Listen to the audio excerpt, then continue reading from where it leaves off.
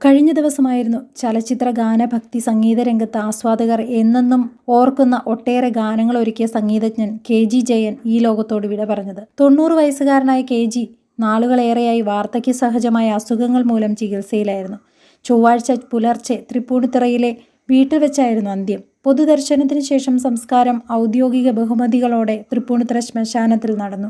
തൃപ്പൂണിത്തുറ വസതിയിൽ കൊണ്ടുവന്നപ്പോൾ രാഷ്ട്രീയ, സാമൂഹിക, സാംസ്കാരിക രംഗത്തെ പ്രമുഖർ ആദരാഞ്ജലികൾ അർപ്പിക്കാനെത്തി.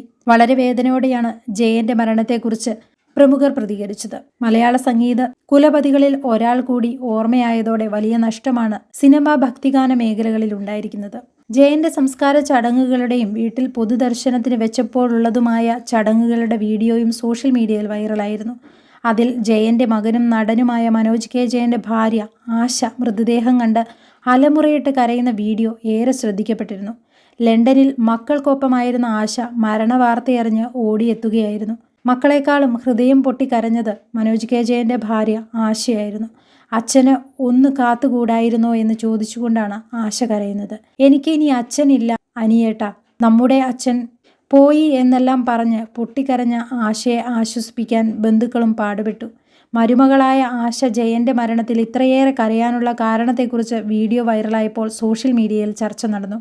അമ്മായി അച്ഛൻ മരുമകൾ ബന്ധമായിരുന്നില്ല, അച്ഛനും മകളും പോലെ കഴിഞ്ഞവരായിരിക്കും എന്നാണ് ഏറെ പേരും കമന്റുകൾ ചെയ്തത്. കൂടാതെ ആശയുടേത് അഭിനയമാണെന്നും ഓസ്കാർ കൊടുക്കണമെന്ന് പറഞ്ഞും കമന്റുകൾ വന്നിരുന്നു. അതോടെ ആശ അത്രയേറെ വിഷമിച്ചതിന് പിന്നിൽ അവർ തമ്മിലുള്ള ആത്മബന്ധമാണെന്ന് വിശദീകരിച്ച് മറുപടികളും വന്നു. ജയന്റെ കാലിലെ നഖം വരെ വെട്ടിക്കൊടുത്തിരുന്നത് ആശയായിരുന്നുവെന്നാണ് ഒരിക്കൽ അദ്ദേഹം തന്നെ പറഞ്ഞിരുന്നത് എന്നാണ് സോഷ്യൽ മീഡിയയിൽ പറയുന്നത്. ജയന്റെ മൃതദേഹം ചിതയിലേക്ക് എടുക്കുന്നതുവരെ മൃതദേഹം വിട്ടുമാറാതെ ആശ അരികിൽ തന്നെ ഇരിക്കുകയായിരുന്നു. ഉർവശിയുമായുള്ള മനോജ് കെ ജയന്റെ വിവാഹബന്ധം അവസാനിച്ചതിന് ശേഷമാണ് ആശ മനോജിന്റെ ജീവിതത്തിലേക്ക് എത്തിയത്. മനോജിന്റെ കൈപിടിക്കുമ്പോൾ ആശയും ഒരു പെൺകുഞ്ഞിന്റെ അമ്മയായിരുന്നു. മനോജിന്റെ മകൾ കുഞ്ഞാറ്റയെ വളർത്തിയതും ആശയാണ്. പെറ്റമ്മയെ പോലെയാണ് ആശയെ കുഞ്ഞാറ്റ സ്നേഹിക്കുന്നതും. മക്കളും ആശയും കഴിഞ്ഞ കുറച്ച് വർഷങ്ങളായി വിദേശത്ത് സ്ഥിരതാമസമാണ്. ഷൂട്ടിംഗ് ഇല്ലാത്ത സമയങ്ങളിൽ മനോജ് കെ ജയനും മക്കൾക്കൊപ്പം സമയം ചിലവഴിക്കാൻ ലണ്ടനിലേക്ക് പറക്കും. ആശയ്ക്കും മനോജ് കെ ജയനും ഒരു മകൻ കൂടിയുണ്ട്. ഉർവശിയുടെ കുടുംബാംഗങ്ങളും ജയനെ അവസാനമായി കാണാനുണ്ടായിരുന്നു. ശ്രീനാരായണ ഗുരുവിന്റെ പ്രമുഖ ശിഷ്യരിൽ കോട്ടയം കടമ്പൂത്തറ മഠത്തിൽ ഗോപാലൻ തന്ത്രിയുടെ ഇരട്ട മക്കളായ ജയനും വിജയനും ആദ്യം മികവ് തെളിയിച്ചത് കർണാടക സംഗീതത്തിലാണ്. ഇക്കഴിഞ്ഞ ഡിസംബറിൽ കെ.ജി. ജയൻ നവതി ആഘോഷിച്ചിരുന്നു. സംഗീത ജീവിതത്തിന്റെ 63-ാം വർഷത്തിലേക്കും അദ്ദേഹം കടന്നിരുന്നു.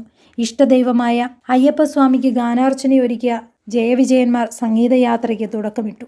ശബരിമല ക്ഷേത്രം ഭരിക്കുന്ന ദേവസ്വം ബോർഡ് പുറത്തിറക്കിയ ഒരേയൊരു ഭക്തിഗാന ആൽബം ശബരിമലയിലെ അയ്യപ്പനിലെ ഏറ്റവും ഹിറ്റായ ഗാനങ്ങളിലൊന്നും അവരുടേതാണ്.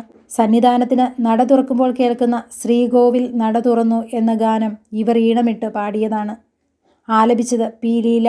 ഒരു സ്ത്രീ ആദ്യമായി പാടുന്ന ഭക്തിഗാനം എന്ന ക്രെഡിറ്റ് ഈ ഗാനത്തിനുണ്ട്.